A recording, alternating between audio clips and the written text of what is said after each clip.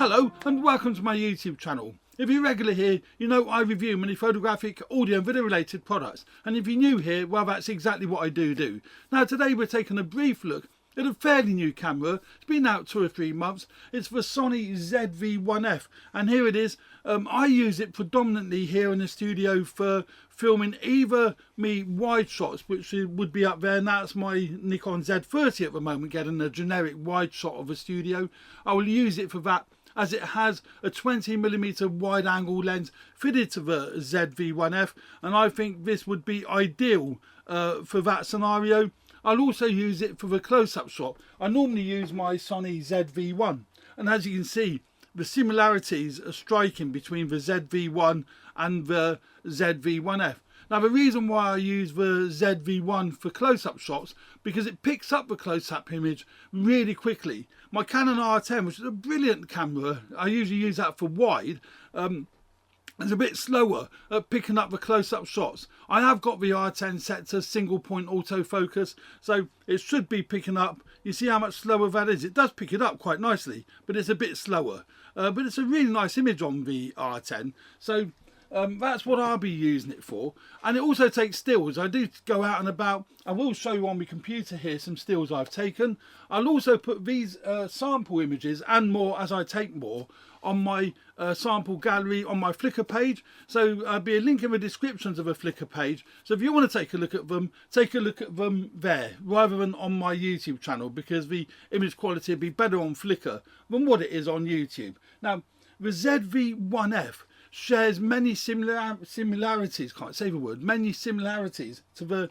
ZV-1. Its size is very similar, pretty much exactly the same size as the ZV-1, and you know, and that is great because the ZV-1 is compact, fits in a little pouch. Both, you know, everywhere around it is pretty much the same size. So the main difference is the ZV-1 has a 24-70, equivalent to 24-70 Zeiss zoom lens on the ZV-1. So let's turn that on a second. You can see there that's got a variable zoom lens on the ZV-1, so you can, you know, adjust that from 24-70, and you know, that's really useful for certainly taking photographs and useful for video.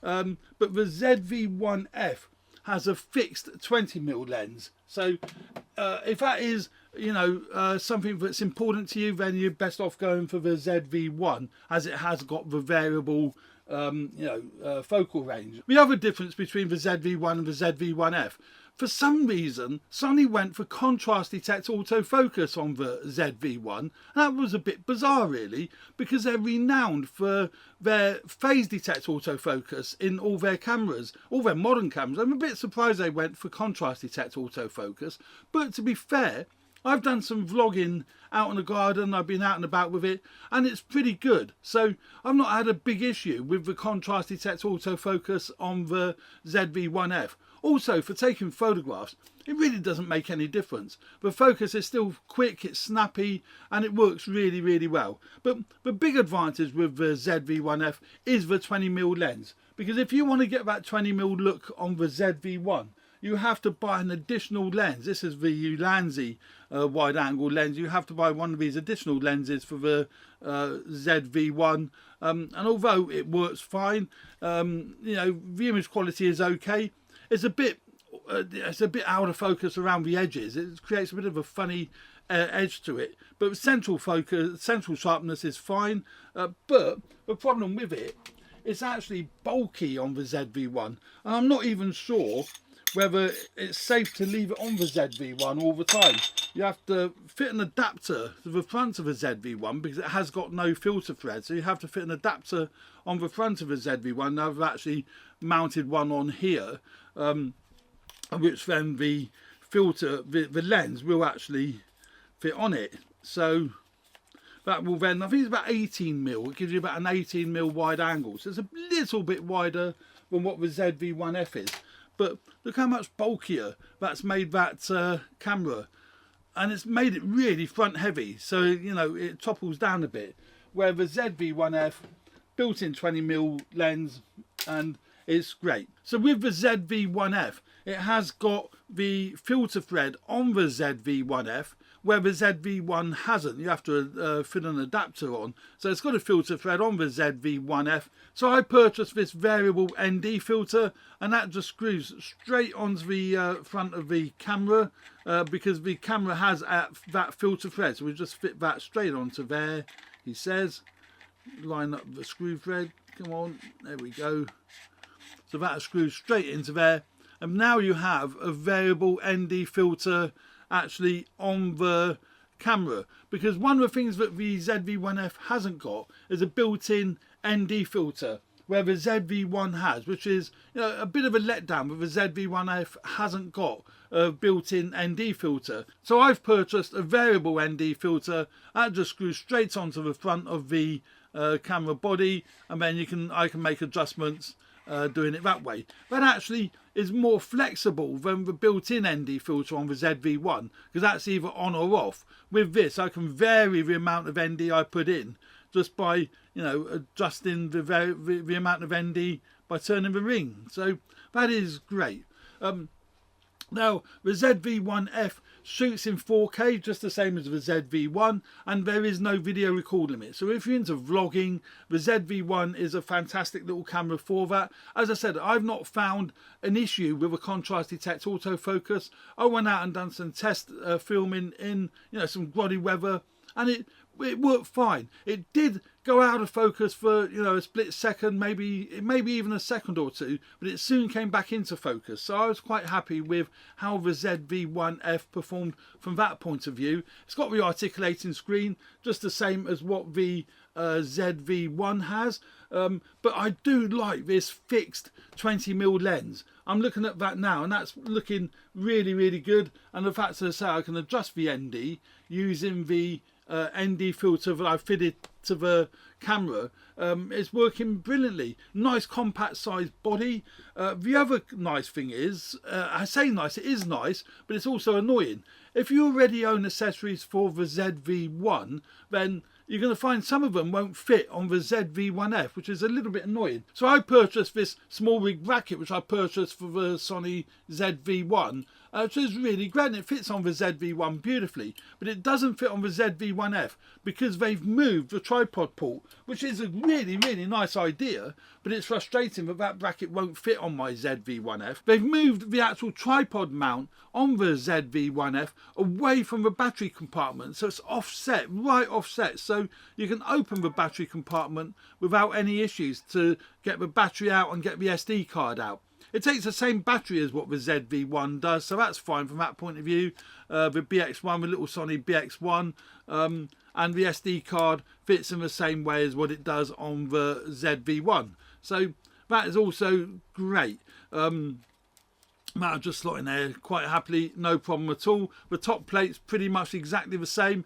Button design and button layout's a little bit different, but in general it's pretty much the same.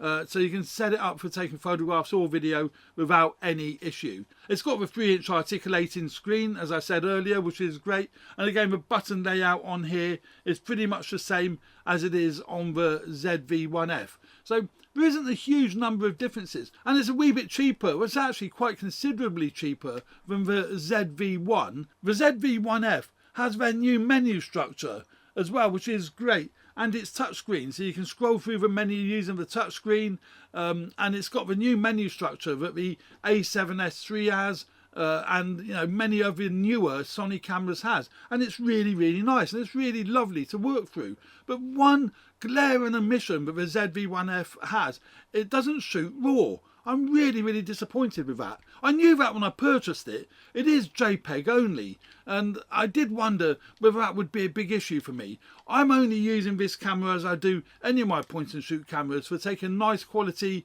still images when I'm out and about. Maybe I don't want to take my main cameras. So it isn't a major issue, but it's still disappointing. I would love to see in a firmware update the capability of taking raw images with a ZV-1F as opposed to just taking JPEGs. But I will show you some quick sample images of the JPEGs that come out of the camera, and they are pretty decent. So it's overall is not a big issue. But if you do want a camera that takes RAW and JPEG, and you want a nice compact one, it is either the ZV-1 or look at something like the Ricoh GR3. But that's incredibly, it's twice the price of a ZV-1F. So or thereabouts anyway. So you've got to be really committed to wanting to take, you know, really high quality images, or your mobile phone. Now I use my Google Pixel 6 Pro as well as the ZV-1F, and it takes great images. So it's difficult to say whether you're best off buying a 1-inch sensor camera like the ZV-1F,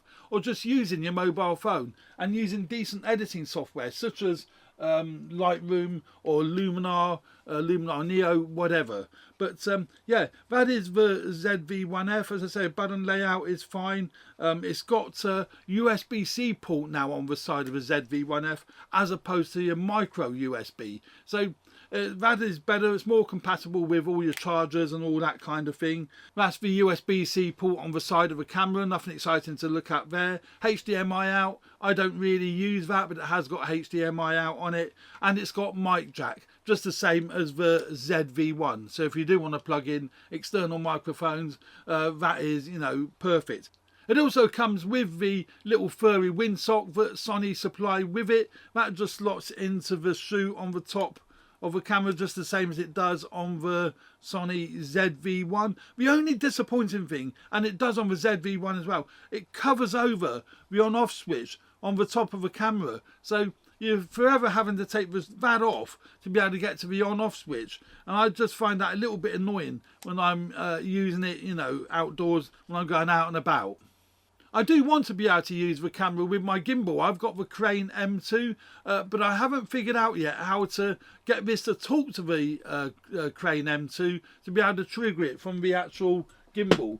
I've got my gimbal set up to work with my Sony ZV-1 beautifully, so I can actually use the triggers on the front here. It's got a record button on the front here, and it's got a zoom button on the side here for adjusting the zoom, and that works great with my Sony ZV-1. I've not been able to get that to work with a ZV-1F yet, so if anyone in my audience knows how to get this Sony ZV-1F to talk to the Crane M2 gimbal, that would be really, really helpful, and I'd really, really appreciate that.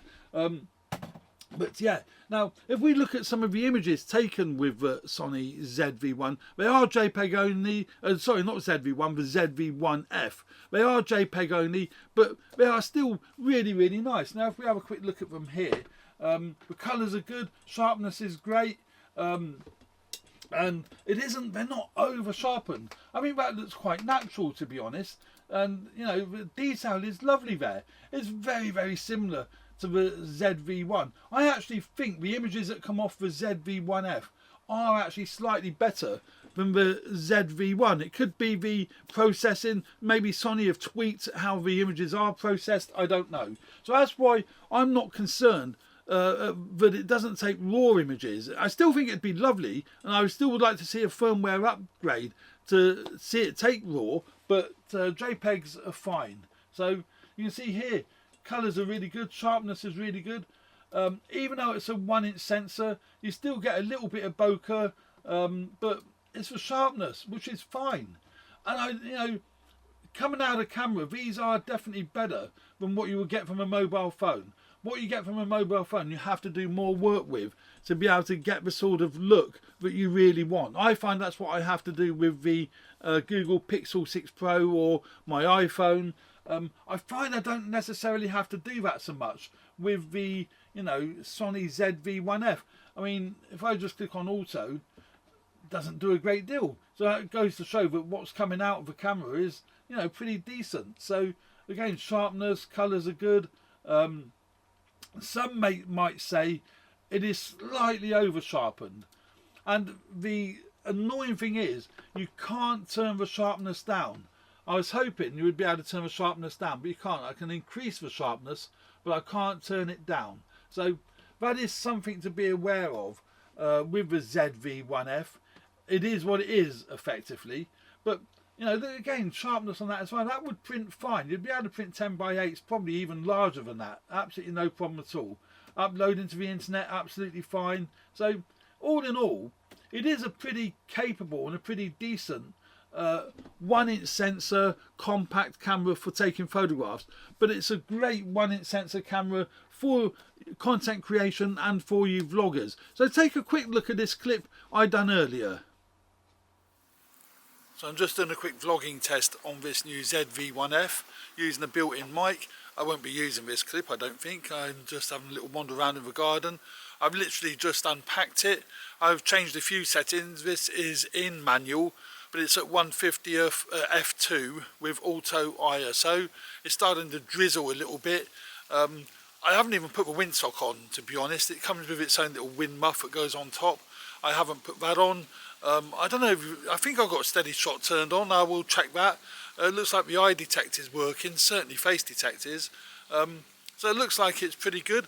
And obviously having a 20mm wide angle lens as opposed to the 24mm on the ZV-1 is quite a big difference when it comes to vlogging. I don't have to hold my hand right out like that.